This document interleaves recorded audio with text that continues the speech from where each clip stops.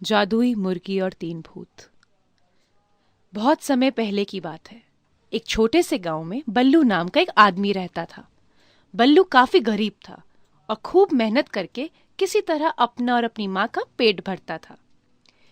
एक वर्ष गांव में सूखा पड़ गया और खाने का कुछ नहीं बचा।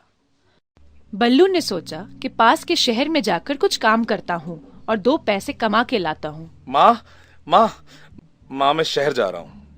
वहां जाकर खूब सारे पैसे कमाऊंगा, खूब सारा अनाज, खूब सारी सब्जियां सब लेकर वापस आऊंगा। ठीक है बल्लू बेटा, अपना ध्यान रखना। घर में बस 3 रोटी बची है। मैं एक कपड़े में तेरे लिए वो रोटियां बांध देती हूँ। हाँ ठीक है माँ, ठीक है।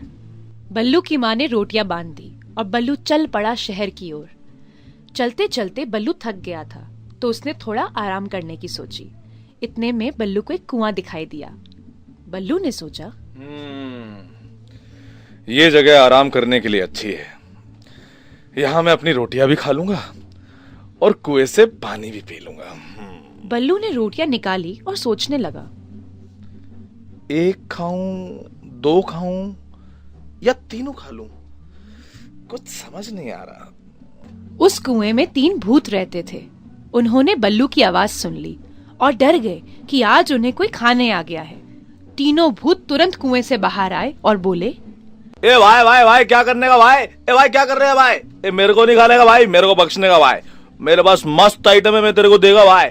मेरे पास एक जादुई बकरी है, ठीक है भाई। तुम जब भी उसकी पीठ थपथपाओगे ना, उससे बहुत सारी सोने की मुद्राएं निकलेंगी भाई। जाने का ना भाई, मेरे को बख्शने का भाई।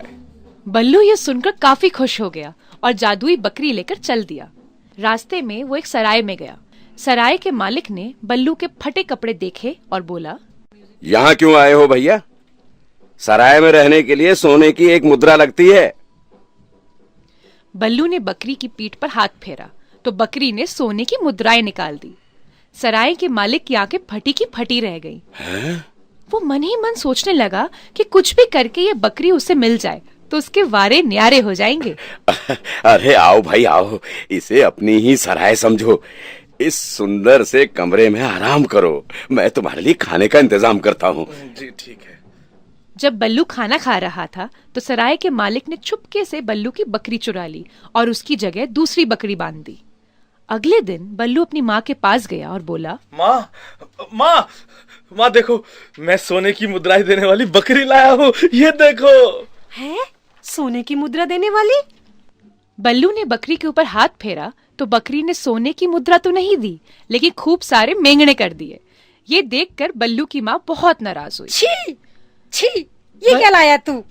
बल्लू बड़ा परेशान हो गया और अगले दिन फिर से कुएं के पास पहुंच गया और बोला, तुम भूतों ने मुझे धोखा दिया, मैं आज तुम तीनों को खा जाऊंगा। भूत डर गए और बोले, ए भाई क्या करने का भाई? अपन तेरे को बकरी दे रहा भाई, और टेंशन नहीं लेना भाई। अपन तेरे को सोने का अंडा देने वाली मुर्गी देगा, ठीक है भाई? बख्शने का ना भाई। बल्लू ये सुनकर खुश हो गया और मुर्गी लेके चल दिया। वो फिर से सराय पहुंचा और बोला, आज सोने की मुद्रा नहीं है, सोने का अंडा चलेगा क्या? अरे जरूर चलेगा बल्लू भाई, आओ आओ अंदर आओ। बल्लू ने मुर्गी के ऊपर हाथ फेरा तो मुर्गी ने सोने का अंडा दे दिया। आज सराय के मालिक ने चुपके से मुर्गी बदल दी। अगले दिन फिर बल्लू अपनी माँ के पास गया और बोला, माँ देखो, आज मैं सोने के अंडे देने वाली मुर्गी लाया हूँ, ये देखो। है? सोने की अंडी? बल्लू ने मुर्गी के ऊपर हाथ फेरा तो मुर्गी ने सोने का अंडा तो नहीं दिया, लेकिन खूब सारी बीट कर दी। ये देखकर बल्लू की माँ बहुत नाराज हुई और उसे डांटने लगी। ये क्या रोज रोज घर गंदा करवा देता है? मुझे ही साफ करना पड़ता है। कल से ऐसा किया तो घर के अंदर नहीं आने दूंगी, समझा? बल्लू उदास हो गया। वो गुस्से में कुएं के पास पहुंचा और बोला, तुम भूतों ने मेरा मजाक बना के रख दिया है। आज तो मैं तुम तीनों को खाकर ही यहाँ से जाऊंगा। भूत बाहर आए और बोले, ए भाई नहीं भाई। ए भाई, अपन तेरे को बकरी दे रहा है, मुर्गी दे रहा है। ए रुक, अपन को काय को खा रहा है? भाई अपन तेरे को कहता है भाई, ए अपन तेरे को भाई मुर्गी दिए ला है, बकरी दिए ला है, खाने का नहीं भाई। अच्छा मेरे को बताने का भाई, टेंशन क्या है भाई? है ये बताओ, टेंशन किधर है? बताओ। टेंशन मैं बताता हूँ। ना ही तो तुम्हारी बकरी सोने की मुद्रा देती है और ना ही वो मुर्गी सोने का अंडा देती है। अगर मुझे कुछ मिलता है तो वो है सिर्फ और सिर्फ गोबर। आज नहीं छोड़ूंगा मैं तुम तीनों को। ए भाई भाई भाई, भाई रुको, एक मिनट। अच्छा भाई, ये बताने का भाई, ये जो जादू अपन तुमको दिए ला था, ये किसी और को दिखाया आपने कि नहीं दिखाया? बल्लू सोचते हुए बोला, हाँ, एक सराय के मालिक के सामने दिखाया था। ओ, तो ये टेंशन है भाई। भाई टेंशन नहीं लेगा, अपन बताएंगे ना भाई। इसका मतलब पता है क्या है? तुम्हारा बकरी और तुम्हारी मुर्गी वो सराय वाले ने चोरी कर लिया भाई। आज अपन तुमको ना एक जादुई डंडा देगा। मालिक से जाके पूछने का कि तुमने मेरी मुर्गी और बकरी चोरी की है कि नहीं की है। अगर वो झूठ बोला तो ये डंडा उसे तब तक पीटेगा जब तक वो सच नहीं बोलेगा। ये लो भाई, लेके जाने का और मालिक से मिलने का, समझे क्या?